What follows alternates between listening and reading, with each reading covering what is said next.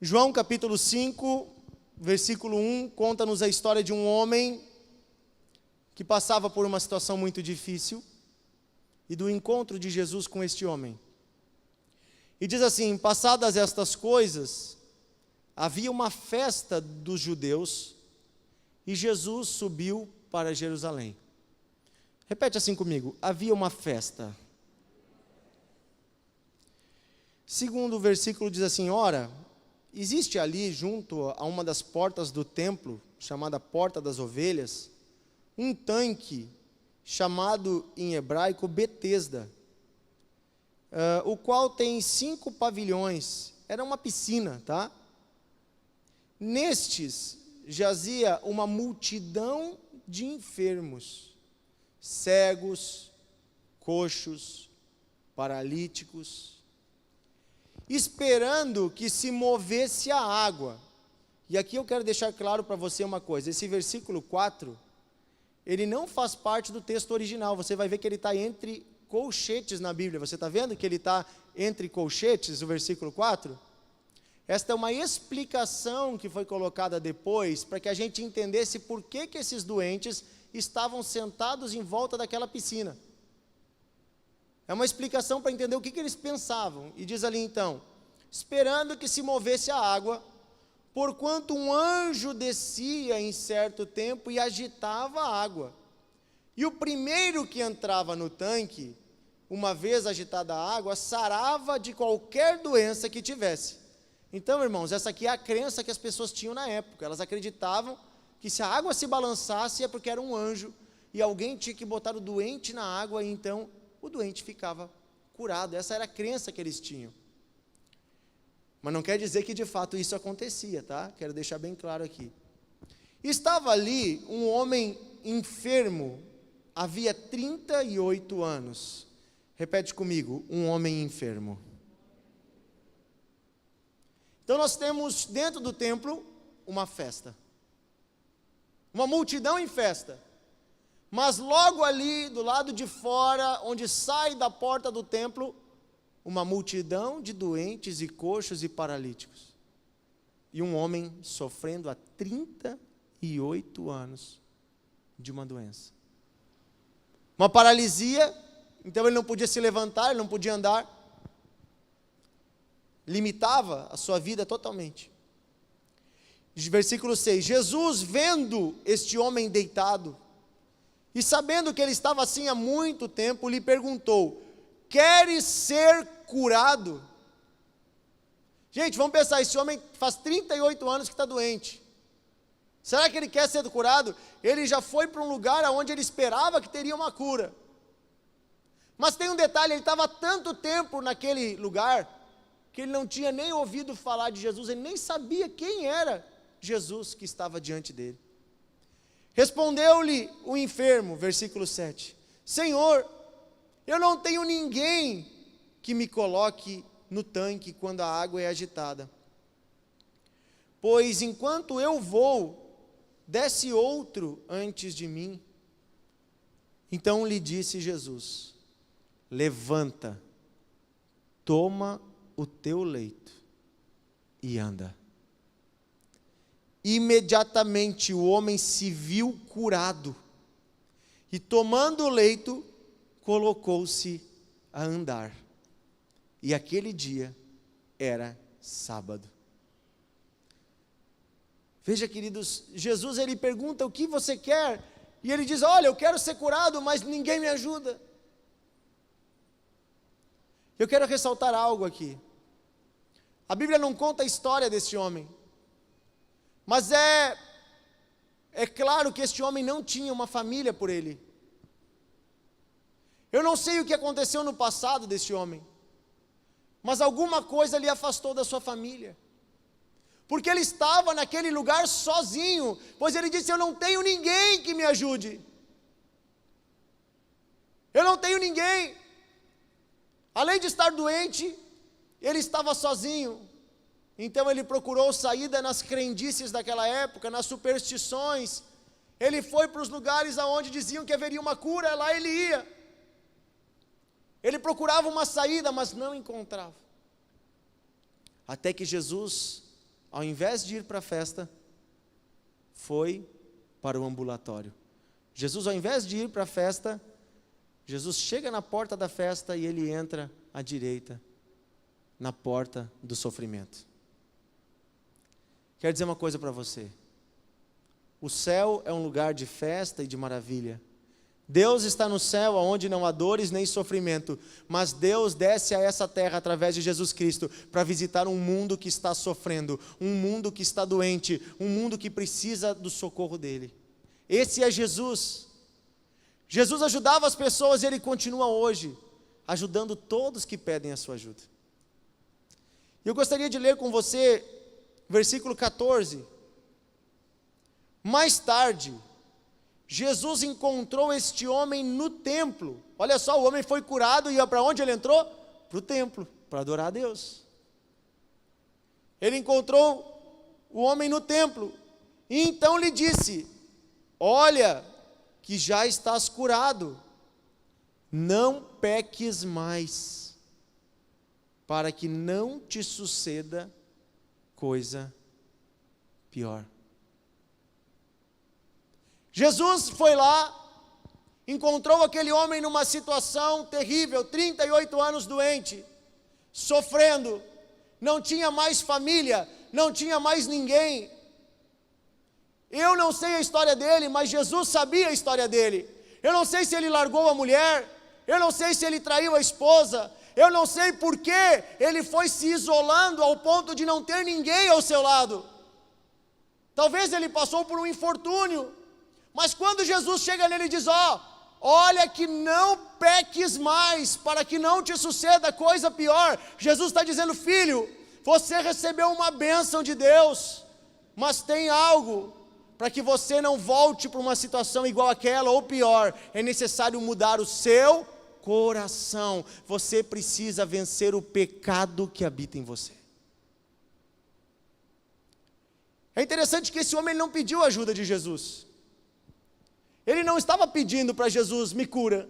Foi Jesus que viu ele e viu que ninguém poderia ajudá-lo, porque ele não tinha uma família e ele não tinha ninguém que se importava com ele. Jesus olha até mesmo para aqueles que estão isolados, até mesmo para aqueles que ninguém mais se importa. Jesus olha para todas as pessoas de igual modo, para o criminoso, para aquele que fez o mal, para a prostituta. Jesus olha para todas as pessoas, para os homens de má fama, não importa o passado. Jesus olha para todas as pessoas e se importa com elas, e ele as toca com amor, ele muda suas histórias, mas ele diz: filho, eu te chamo para um novo caminho, onde você não vai mais voltar para a velha vida.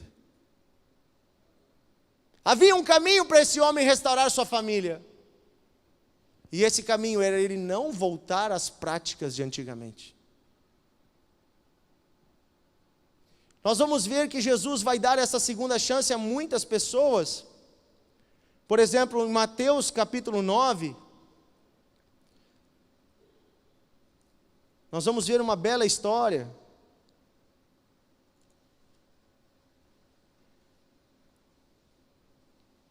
Mateus capítulo 9, versículo 9.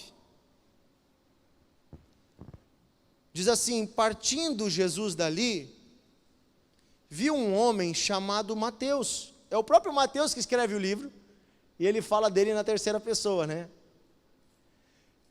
E você vai ver que essa história ela é relatada em Lucas e em João. Todos os outros contam mais detalhes. O próprio Mateus, quando ele fala dele mesmo, ele quase não fala. Era uma questão assim de humildade. Ele não queria falar dele mesmo. Partindo Jesus dali, viu um homem chamado Mateus sentado na coletoria de impostos. E lhe disse: siga-me. Ele se levantou e o seguiu. Queridos, quem aqui não assistiu ainda uma série chamada The Chosen? A gente escreve The Chosen em inglês, em português. É uma série, você pode baixar no seu celular, é de graça. E ela já tem agora duas temporadas. E ela conta a história de Jesus com os seus discípulos. E é bem interessante o enredo que eles criam. E eu acho muito bonito a forma que eles relatam a história de Mateus. de Levi, que também é o nome de Mateus. Porque Mateus, ele não era bem visto pela sociedade. Naquela época, os romanos tinham invadido o território de Israel e impunham impostos pesados sobre Israel. E todo o povo de Israel odiava os romanos. Eles só odiavam um tipo de pessoa mais do que os romanos. Eles odiavam mais do que os romanos os judeus que trabalhavam para os romanos. Porque eles consideravam esses como traidores. E eles eram chamados de publicanos. E o Mateus, ele era o pior tipo de publicano, porque ele era aquele que cobrava os impostos. Ele era aquele que dizia, você vai ter que entregar sua casa para pagar a dívida. E os impostos romanos eram caros. E se não pagasse, tiravam seu meio de trabalho e podiam até escravizar você ou seus filhos. Então ele era um homem extremamente odiado pelo seu povo. A tradição cristã fala, inclusive, que os seus pais o haviam renegado, que nem os seus pais queriam conviver com ele, sabiam disso? Nem os pais de Mateus falavam com ele. Novamente um homem que não tinha família, que não tinha mais ninguém por ele, mal falado. Você vai ver que Jesus tinha seguidores que eram do grupo dos zelotes. Os zelotes, eles eram nacionalistas, eles odiavam os publicanos. Você imagina, Jesus já tinha discípulos que eram zelotes e agora ele chama um publicano. Os discípulos devem ter ficado loucos, ter ficado bravo. Faz de conta que fosse hoje em dia, Jesus tivesse os discípulos e a maioria fosse do time do Bolsonaro, e Jesus fosse lá e pegasse uma pessoa do time do Lula e chamasse para o mesmo time. Ia ser uma confusão, não ia? O que vocês acham? Era mais ou menos aquela época.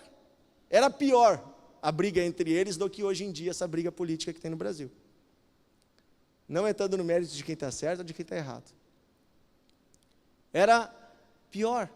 Mas Jesus chama Mateus, porque Jesus olha para o coração de Mateus, e porque Jesus se importa com todos. E aí no versículo 10 diz assim, e sucedeu que estando ele em casa, à mesa, o Mateus esse faz uma janta, muitos publicanos e pecadores vieram e tomaram lugar com Jesus e seus discípulos.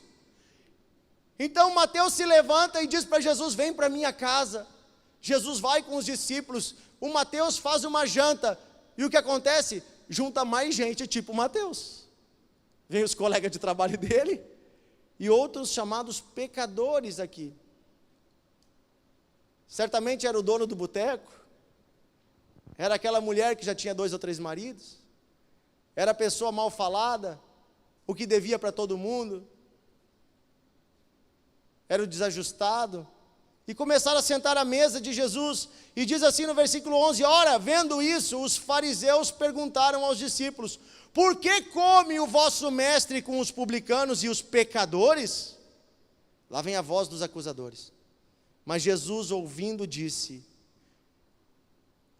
os sãos não precisam de médico, e sim os doentes. Eu vou repetir, os sãos não precisam de médico, e sim os doentes.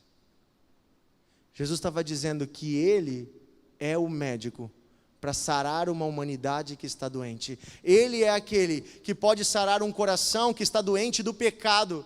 Ele também é aquele que pode sarar um corpo que está doente da enfermidade, sarar uma família que está doente da divisão, da briga, da intriga. Os sãos, quem está bem, não precisa de médico, mas os doentes precisam. Jesus não veio para os perfeitos, Jesus veio para aqueles que estão perdidos.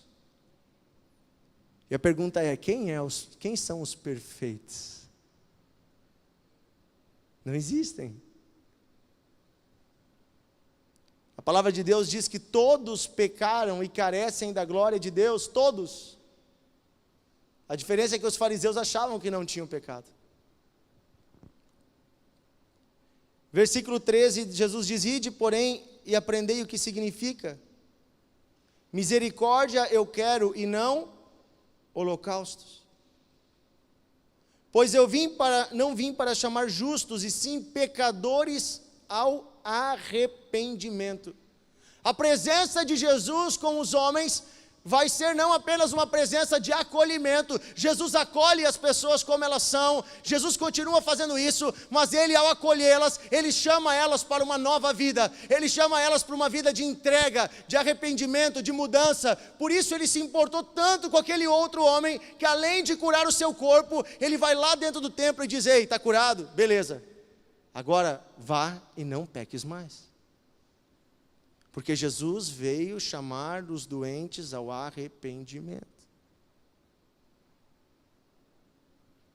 Os pecadores, e eu me incluo nesses, precisamos de Jesus e Ele continua disponível.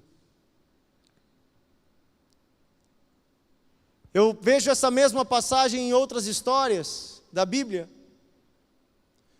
Certa vez Jesus foi rodeado por uma multidão, e essa multidão trazia uma mulher que foi pega em adultério. Esta mulher tinha sido tirada da cama de outro homem que não era o seu marido. É interessante que o homem eles não trouxeram para julgar, eles queriam apenas julgar a mulher. Era uma sociedade machista. Então jogaram a mulher no meio e disseram: Jesus, julgue a nossa causa. A lei que nós vivemos no nosso país manda apedrejar essa mulher até a morte. E ela foi pega em adultério. Então a lei fala, e nós já temos provas. E aqui está a multidão, e o povo com pedras na mão. E aí colocavam Jesus numa situação difícil, porque se Jesus dissesse, não apedrejem, ele estava indo contra a lei. Mas se ele dissesse, apedrejem, ele estava fazendo o que ele não veio fazer, que é julgar. E ele estava condenando ela. A solução, Jesus começa a desenhar no chão, escrever algumas coisas, e depois perguntam de novo para ele, e ele levanta e diz: olha, façam o que vocês quiserem, mas façam o seguinte, já que vocês vão apedrejar ela, que o primeiro a atirar a pedra, seja aquele que não tem nenhum pecado. Então esse atire a primeira pedra, e os outros vão atrás. Então as pessoas ficaram paradas esperando, quem será o primeiro que não tem nenhum pecado para tirar a pedra? E todo mundo ficou esperando, deve ter alguém aqui que não tem pecado. Só que cada um naquela hora olhava para dentro de si mesmo, e olhando para dentro de si mesmo, o Espírito Santo mostrava: você é um pecador, você não tem o direito de atirar a primeira pedra. E aí diz que desde os mais velhos até os mais moços, todos foram um a um largando as suas pedras. A humanidade acostumou-se a olhar para o outro com um olhar de julgamento e condenação. Quando Jesus está nos ensinando uma lição, devemos olhar para nós mesmos e deixar Deus sarar o que há de doente em nós. Se aqueles homens, ao invés de se preocuparem com o pecado do outro, eles continuassem olhando para si mesmos, eles se arrependeriam e teriam um encontro verdadeiro com Jesus. O Mateus fez isso. Mateus vai largar a coletoria, ele nunca mais vai cobrar impostos, e ele vai vender, inclusive os seus bens, e vai investir todo o seu recurso no ministério de Jesus. Ele vai andar com Jesus os 3 anos, e ele vai anotar tudo que Jesus faz, e nós temos a Bíblia hoje escrita muito por causa de homens como Mateus, que registravam cada detalhe. Homens que largaram tudo, antigamente pecadores, mal vistos, agora cristãos, cheios de amor, e ainda mal vistos por outros também. Sempre vai ter alguém para nos condenar. Mas não importa, quando Deus nos aceita, não importa o que os outros pensam. E é interessante que esta mulher, Jesus se abaixa e continua escrevendo no chão. E é interessante que quando esta mulher olha, ela levanta a cabeça, ela vê que todo mundo foi embora. Então ela olha para Jesus, só está ela e Jesus, todo mundo foi embora. E Jesus pergunta para ela: mulher, aonde estão os teus acusadores? E ela diz: Senhor, todos foram embora. Se eles não te condenam, tampouco eu posso te condenar. Mas uma coisa eu te digo, vá e não peques mais. Vá e não peques mais. Jesus estava de novo mostrando, eu sou amor, eu sou misericórdia, mas eu quero ensinar um novo caminho. Eu quero ensinar um caminho para vocês mais elevado. Vocês precisam vencer o pecado. É como você ir ao médico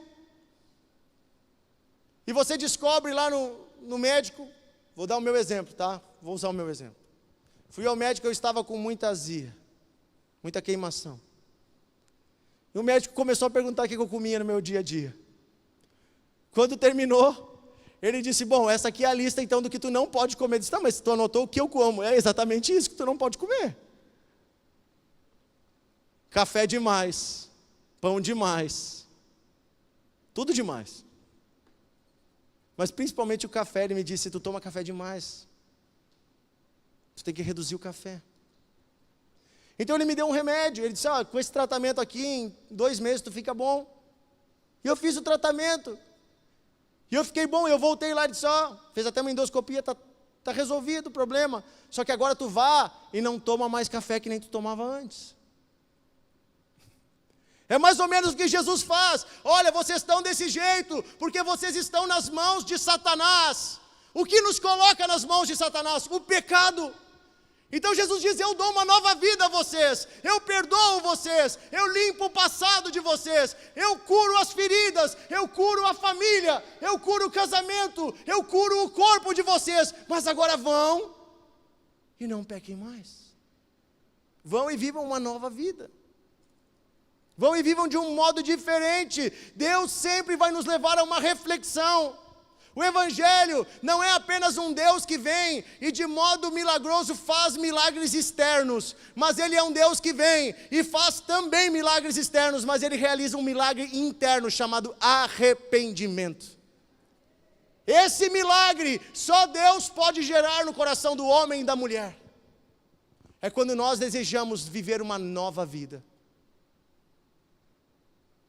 E aí eu me deparo com a última história que eu vou contar hoje. Eu amo contar histórias. Está em João capítulo 4.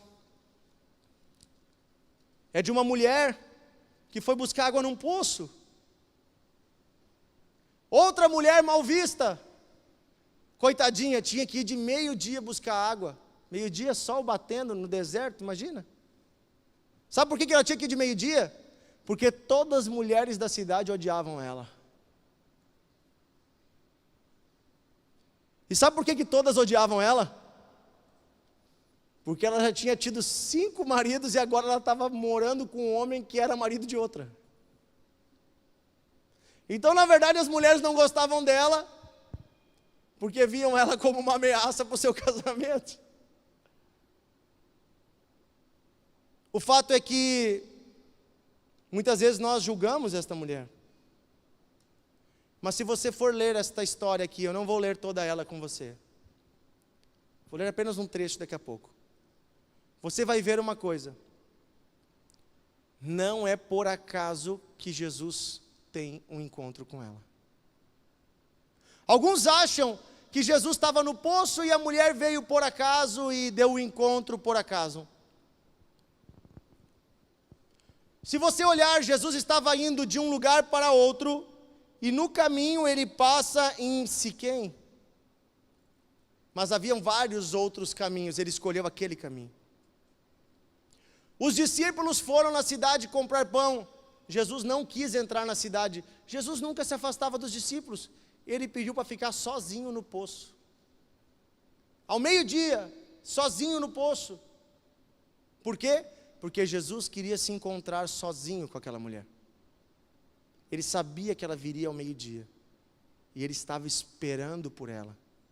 Então a mulher vem carregando 2 jarros de barro pesados nas costas. Ela para na beira do poço.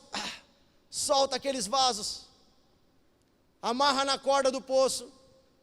Joga para dentro do poço. E começa a tirar a sua água. Todo dia aquele fardo. Enchia depois os vasos. E voltava com aquele peso para casa. sozinha, sem companhia. E então Jesus começa a conversar com ela.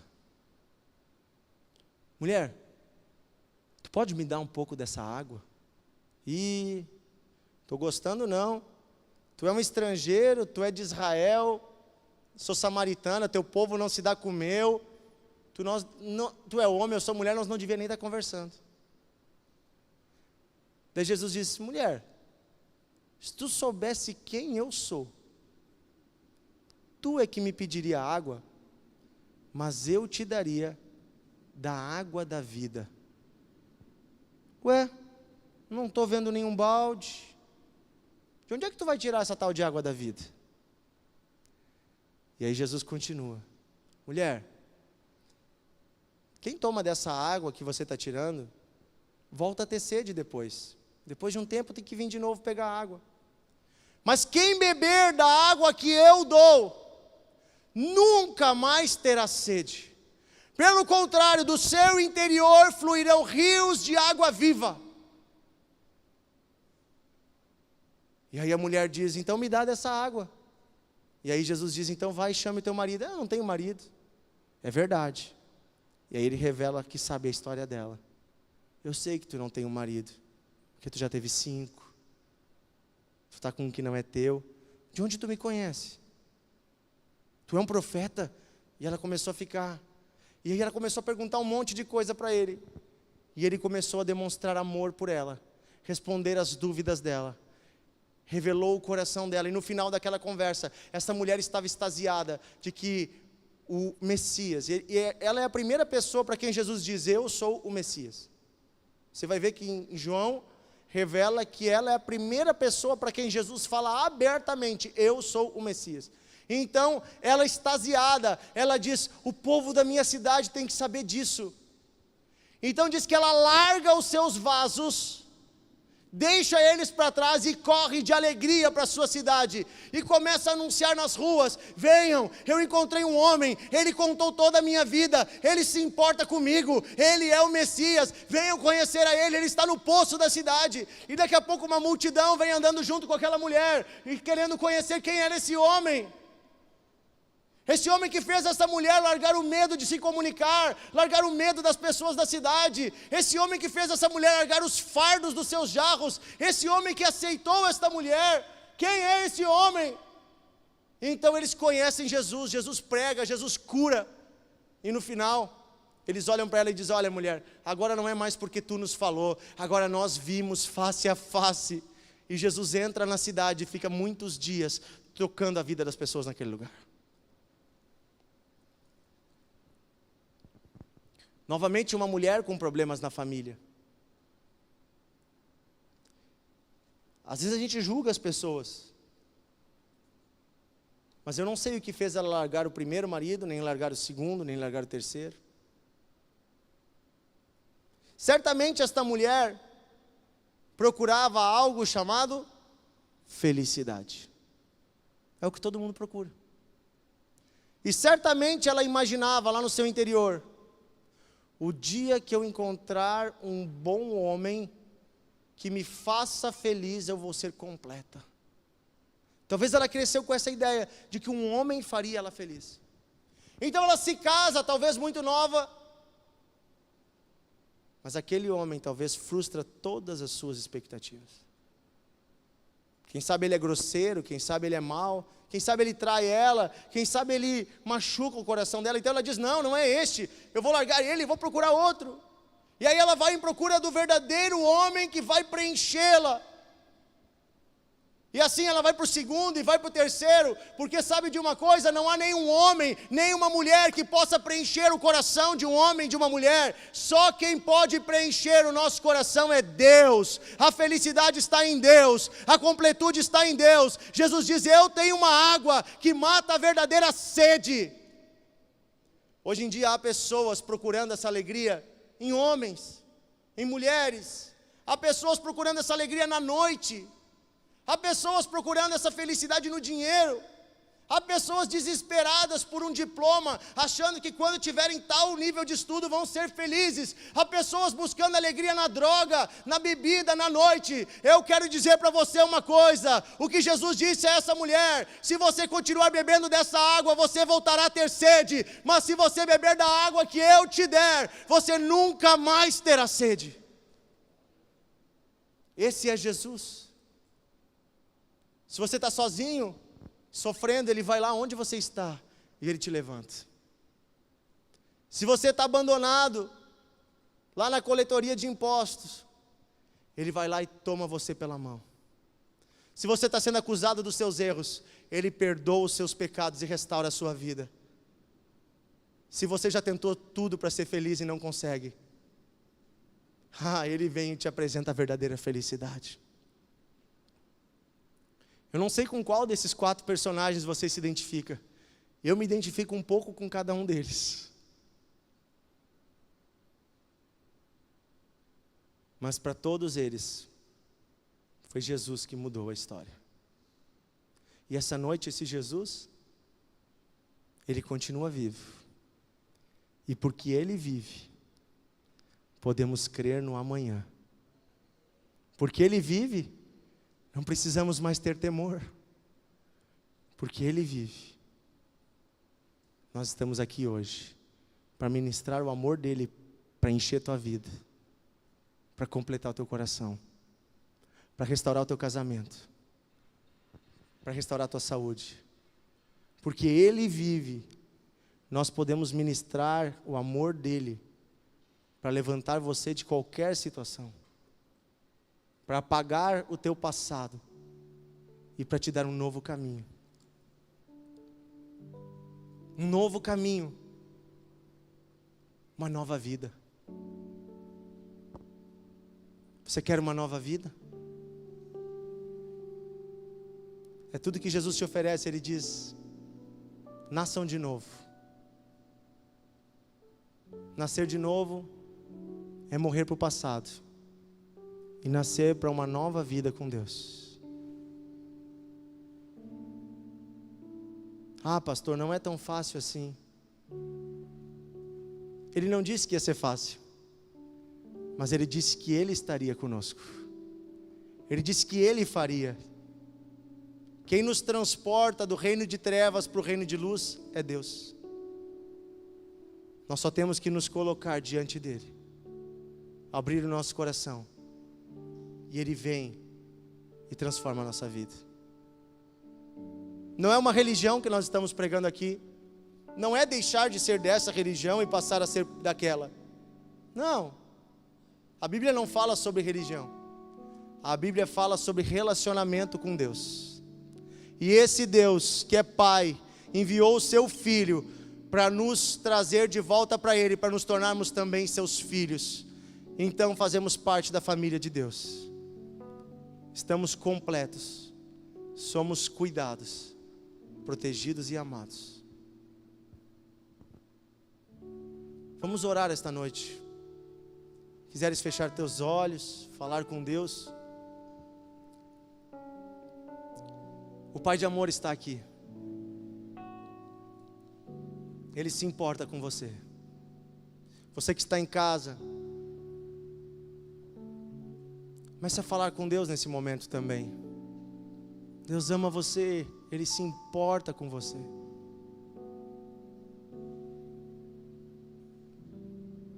Há um amor de Deus disponível para você. O Senhor me manda falar esta noite com pessoas que estão com situações gerando problemas na sua família. Quem sabe o que você viveu até aqui afastou você de pessoas, ou afastou pessoas de você. Talvez você se sinta sozinho, abandonada. Talvez você diga: eu não tenho ninguém para me ajudar. Esta noite eu quero orar primeiramente por você que se sente desta forma. Não para que esse sentimento apenas saia, mas para que Deus mude essa circunstância. Para que você não apenas se sinta amado por Deus, mas seja socorrido por Deus nos teus relacionamentos. Se você se sente desta forma, gostaria de convidar você a ficar de pé nesse momento. Eu quero orar por você. Você que tem dificuldades nos seus relacionamentos, você que está passando por uma tribulação na sua família, fique de pé. Oh, Jesus está aqui. O amor de Jesus está aqui. Feche teus olhos. Quero orar por você primeiro. Senhor, Tu conhece cada uma destas pessoas tão preciosas para Ti. Tu sabes, Senhor, como esta pessoa se sente. Tu sabes, Senhor, o peso que o passado tem sobre esta vida, os fardos que ele está carregando, que ela está carregando, e o quanto isso tem afastado este homem, esta mulher, do convívio saudável, dos bons relacionamentos. Senhor, esta noite eu peço, Pai, assim como Tu tocou estas pessoas que nós falamos aqui, que o Senhor venha tocar estes homens e mulheres que agora estão de pé, pedindo um milagre na sua família, no seu relacionamento. Senhor, eu peço por casamentos que estão destruídos, por famílias que estão separadas, afastadas, que há um muro de divisão dentro de casa, talvez em relação ao filho, à nora, o genro, talvez em relação a netos. Senhor, eu peço agora em nome de Jesus, que esta força maligna, que afasta esta família, caia por terra agora em nome de Jesus. Toca este homem, esta mulher agora, Senhor, e muda o que for necessário no coração dele e dela, para que ele leve paz e reconciliação para sua família. Senhor, eu peço agora que esse sentimento de abandono vá embora. Eu peço, Pai, em nome de Jesus, visita esta pessoa agora com o Espírito Santo e derrama o Teu amor sobre este homem, esta mulher, para que ele nunca mais se sinta sozinho. Para que esta pessoa saiba, Senhor, que Tu estás com ele, com ela. Que o Senhor é Deus que supre, que o Senhor é Deus que consola, não é homem, não é mulher, é Deus que te preenche. Receba a paz que vem de Deus. Oh, Deus está tirando um fardo pesado agora. Em nome de Jesus eu declaro: os teus pecados são perdoados, mulher. Os teus pecados são perdoados, homem. Oh, Senhor, apaga o teu passado. O Senhor retira a condenação. Ele diz: eu também não te condeno. Agora vai, não peques mais. Uma nova vida o Senhor tem para ti. Uma nova vida o Senhor tem para ti. Senhor, nós oramos por todas as famílias aqui representadas. Nós pedimos, Senhor, naqueles lares onde existem confusões, onde Satanás tem entrado por alguma porta e colocado desavenças. Senhor, nós pedimos um toque nesta família.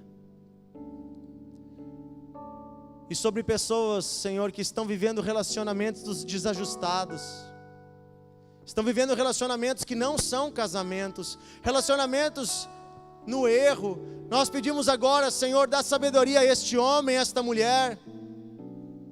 Dá sabedoria e graça, Senhor, para tomar uma decisão, Senhor, ou de formar uma família conforme te agrada, ou de deixar aquilo que está sendo uma brecha nas mãos do diabo.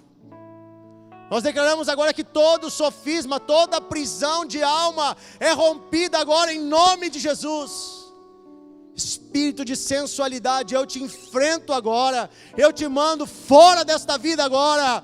Espírito maligno que coloca no coração deste homem o desejo por uma mulher que não é a sua, no coração desta mulher o desejo de um homem que não é o seu, eu te enfrento agora, fora desta família, fora desta vida, em nome de Jesus. Em nome de Jesus, caem cadeias agora, cadeias que prendiam nesta área da sexualidade.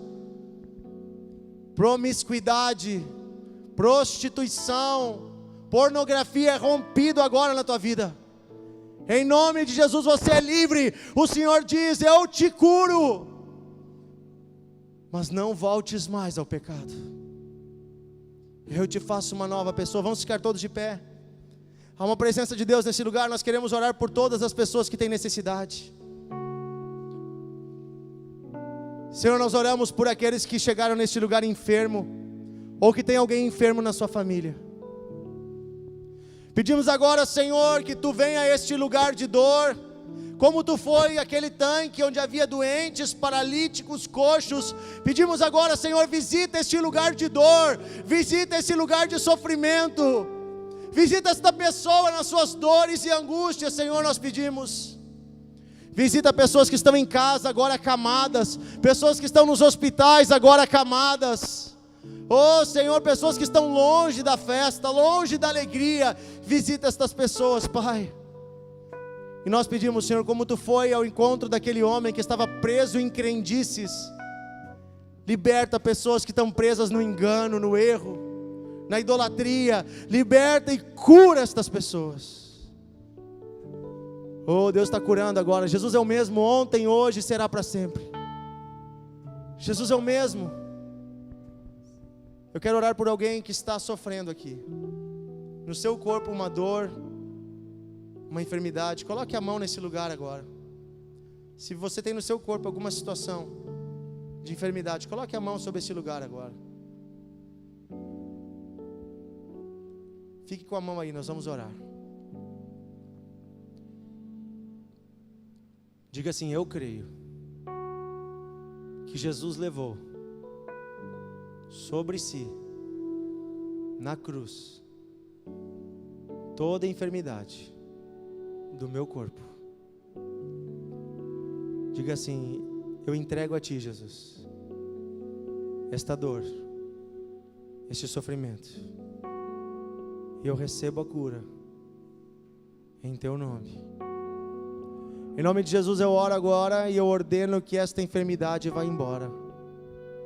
Se há algum espírito maligno prendendo esta pessoa na enfermidade, se há algum espírito de enfermidade, eu enfrento agora e eu ordeno: Satanás, retira tuas mãos deste corpo, vá embora em nome de Jesus.